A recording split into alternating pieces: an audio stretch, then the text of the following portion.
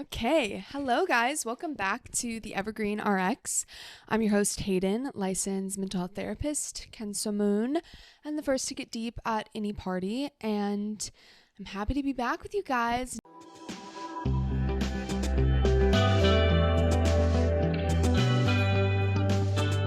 It's a new location unlocked. Just trying something different today.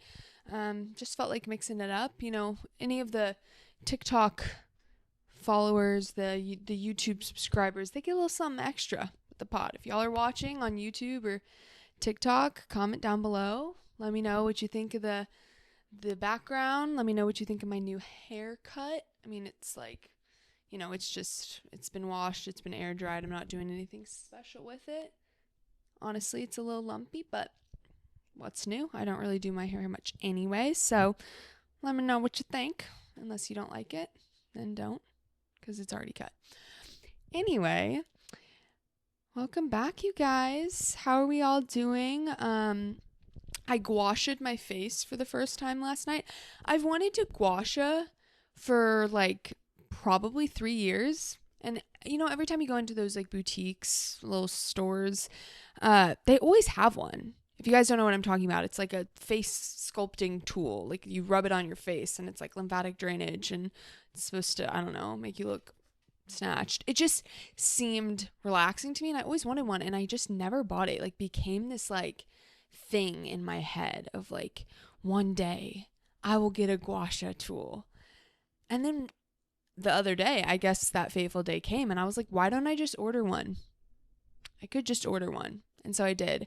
And it came to my house. And something about it, I was like, maybe this is anticlimactic. Like I should have saved it for some like big moment. It's not like they're expensive. It's just, I don't know. But I gua shed my face for the first time. So again, any of you visual listener, viewers, you notice the difference?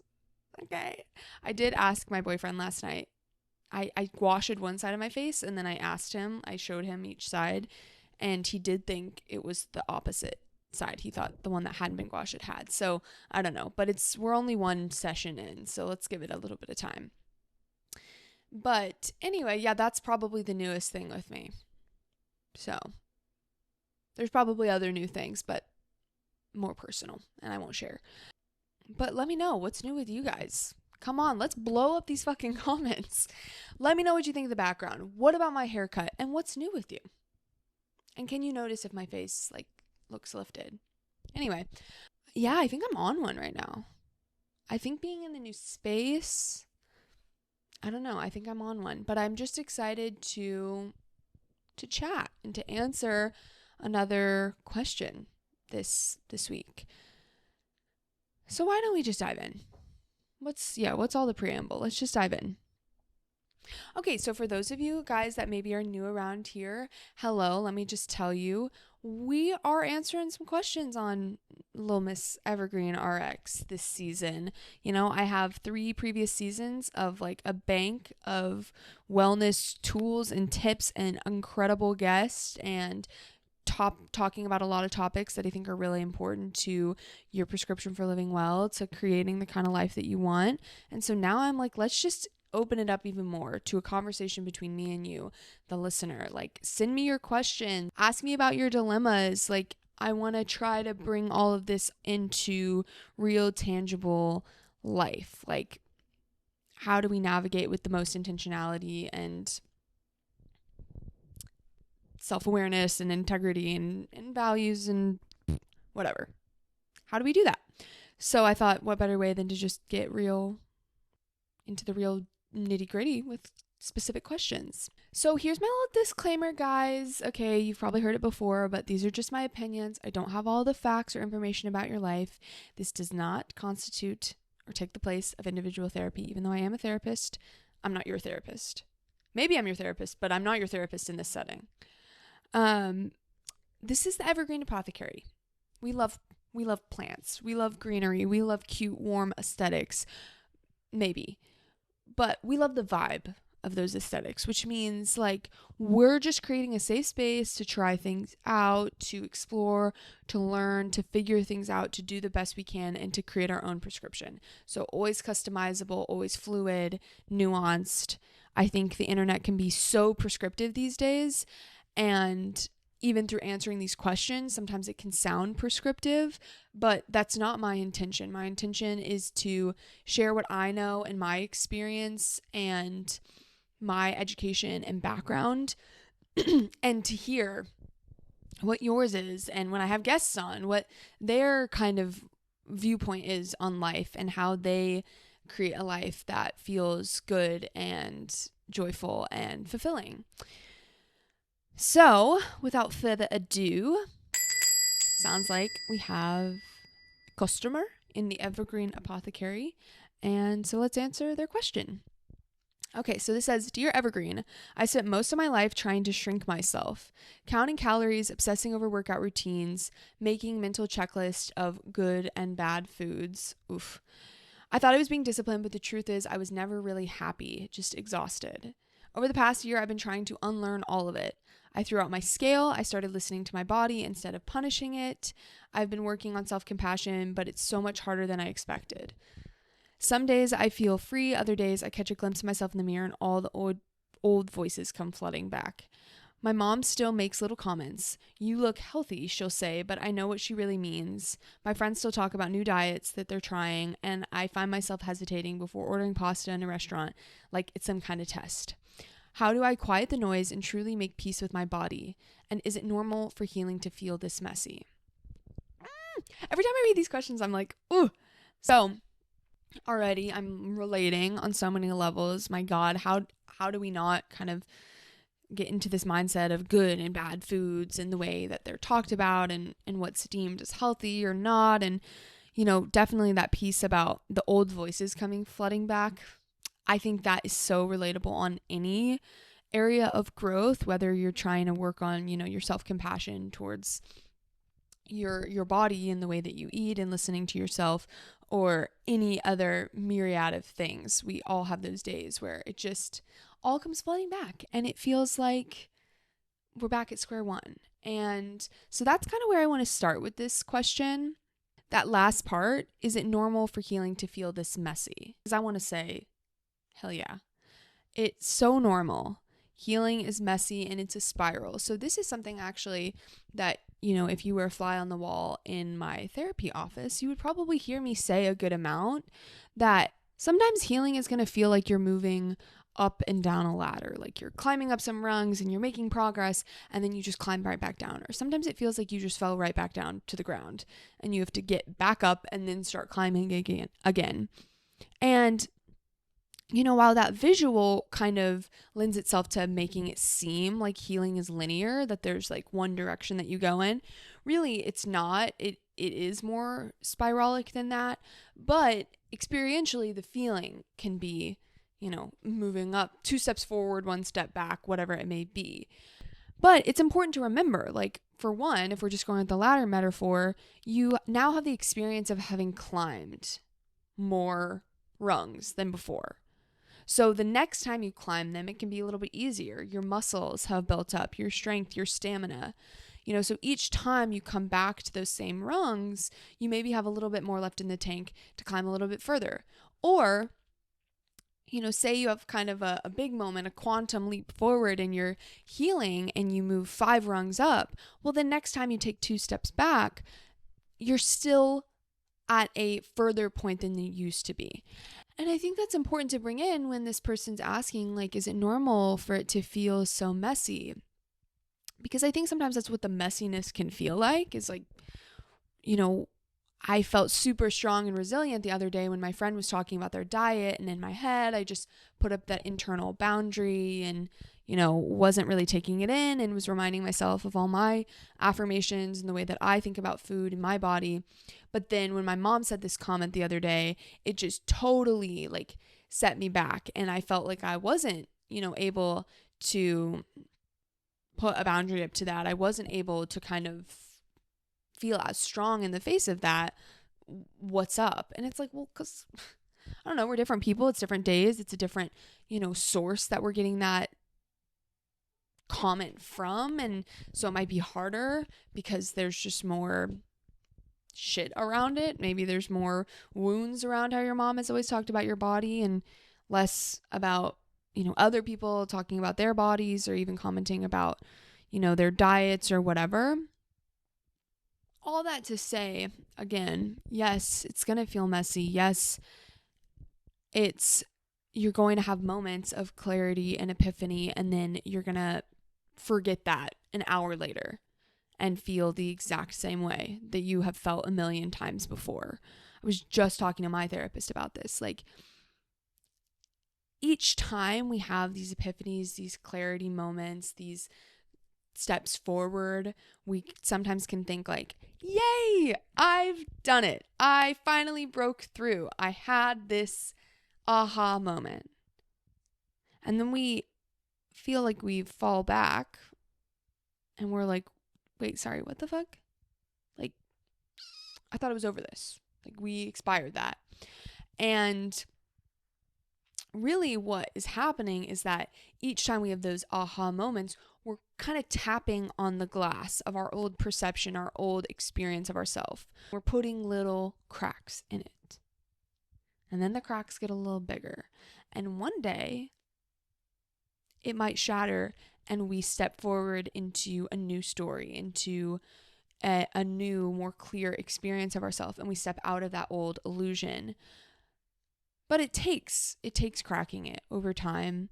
And it doesn't mean even when we shatter it and we step into kind of a new world, we can't sometimes pick up those old pieces and kind of look through that lens during given times. It's just usually that we spend less time there and we're able to catch it faster. That's really the sign of growth.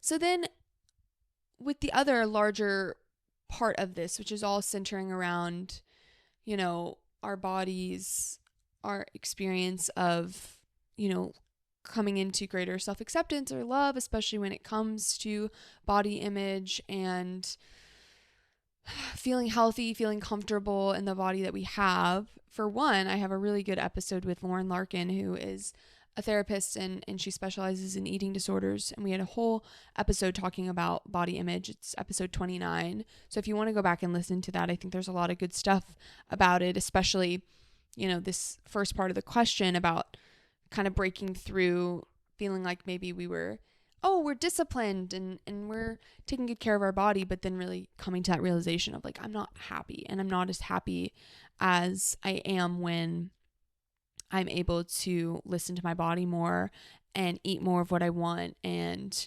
exercise when I actually feel like it versus, hitting the amount of times or calories burned in a week that I set for myself.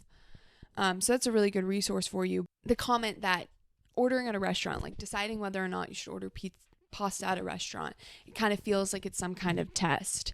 And immediately my brain goes to, what's it testing? What feels like a test?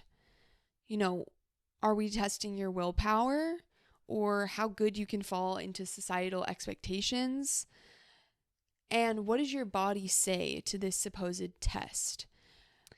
Because struggling with body image and trying to combat that through eating what we think is right and through working out and maybe looking the way that we think that we should look or the weight that we think that our body should be, we can get into this self-perpetuating process of, well, I am being disciplined and I'm doing the hard thing. I'm getting up for my 6 a.m. run.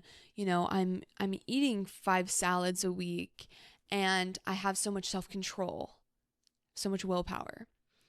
But then when we break through that facade one day, or maybe realize it's not actually making us happy, discipline isn't the only point of life, then it gets a little bit messier because we now have to make more nuanced decisions.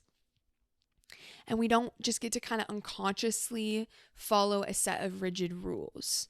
What happens when we create rules for ourselves, like foods being good or bad, or a workout regimen that we have to stick to no matter what, we get to outsource our conscious decision-making process.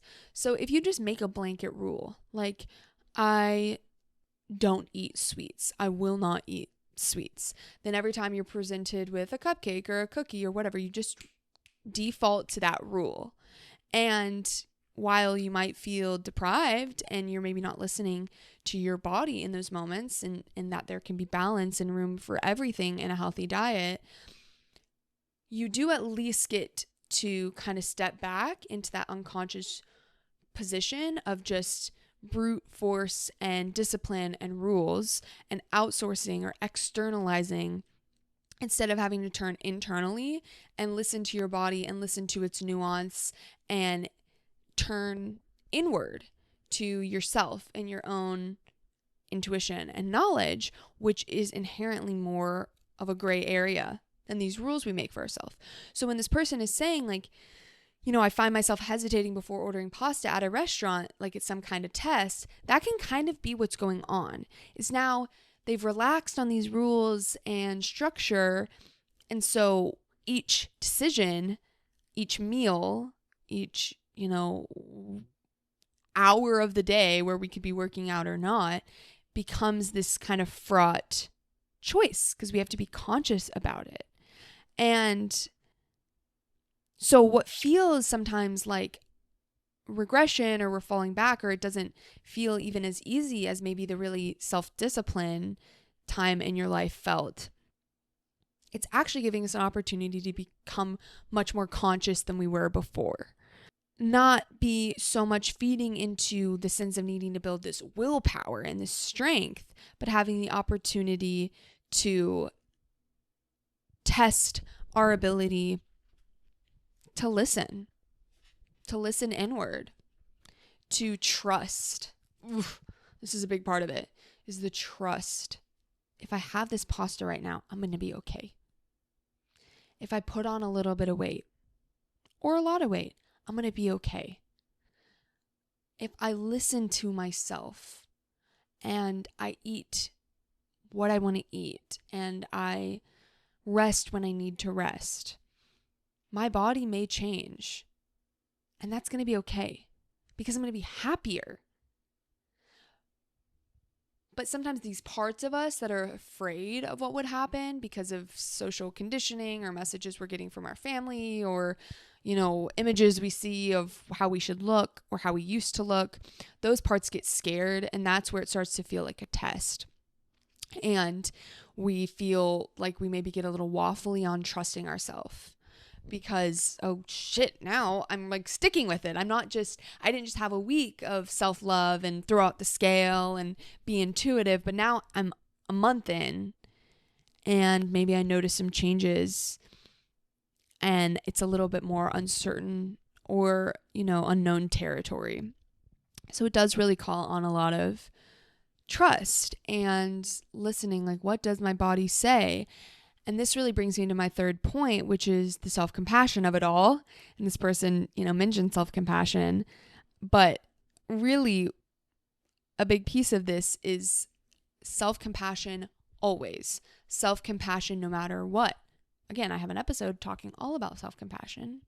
But a big piece is we can always meet ourselves with self-compassion. So when or if our body starts to change, self-compassion.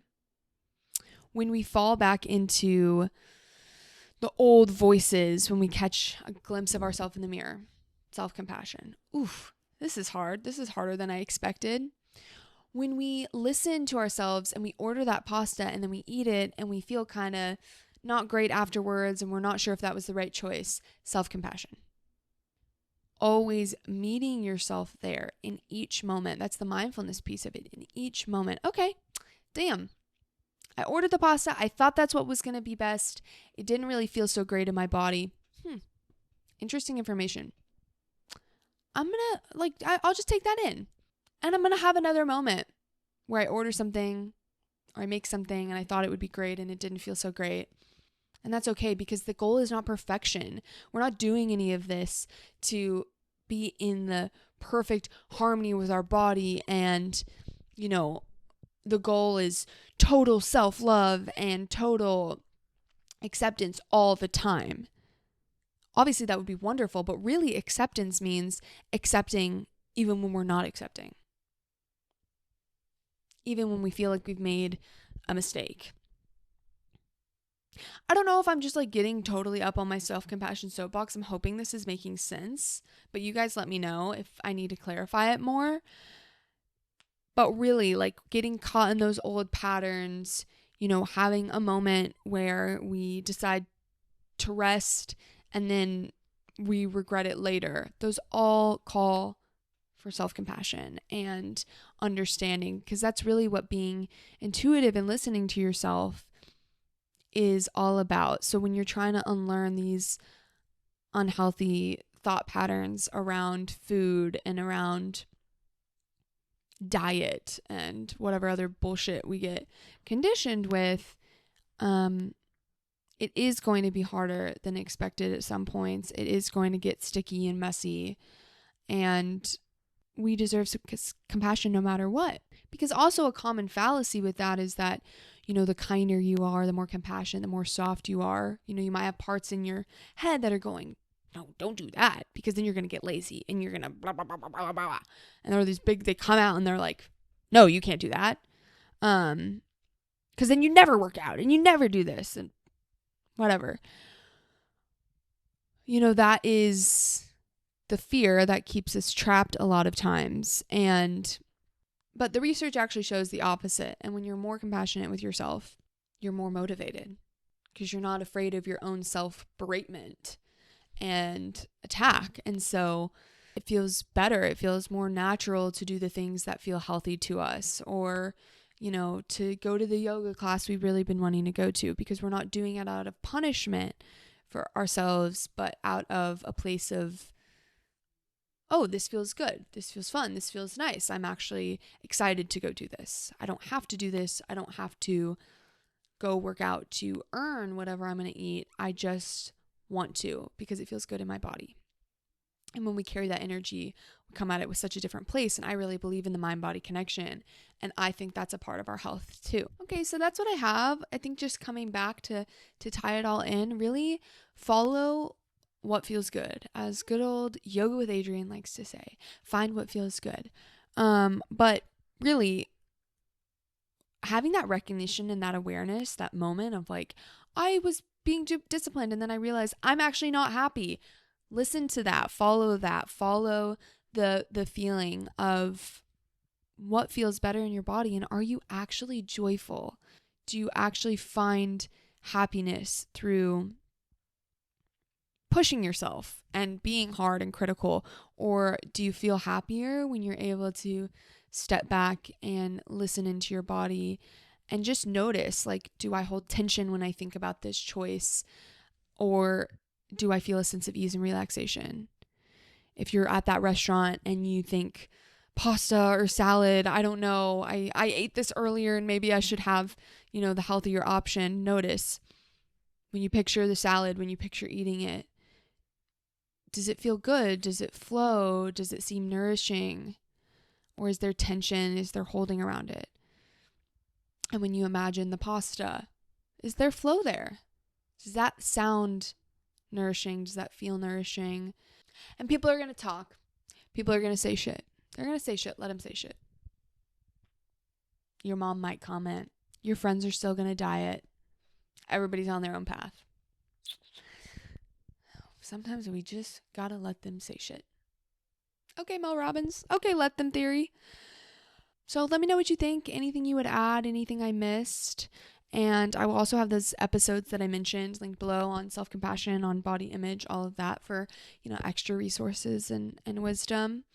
And if you want to ask your own question, your very own question, and hear it answered on this lovely podcast of ours, mine, then email the evergreenrx@gmail.com or call or text 512-655-9888.